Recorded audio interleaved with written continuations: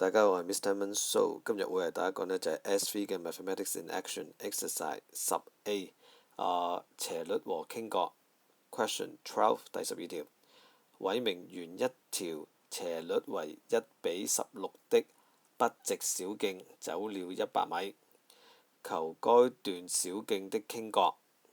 根據呢句説話，不直小徑走了100米，OK， 咁當然啦，不直小徑走了100米呢，就幅圖就應該係咁樣畫嘅。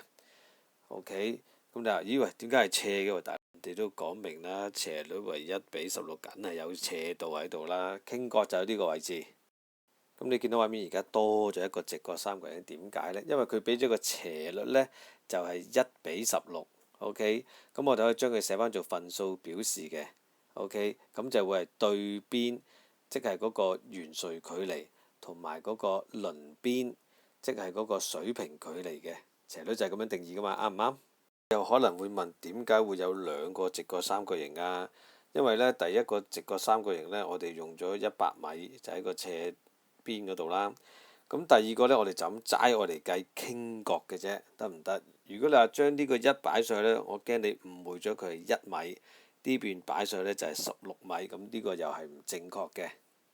計完之後呢，我會計到嗰個 theta 呢，嗰個傾角呢就係3.58度嘅。OK， 咁我呢就亦都見到佢有近似值問題啦，我就 store 咗落去呢計數機嘅 memory D 嗰度嘅，方便一陣間撳機。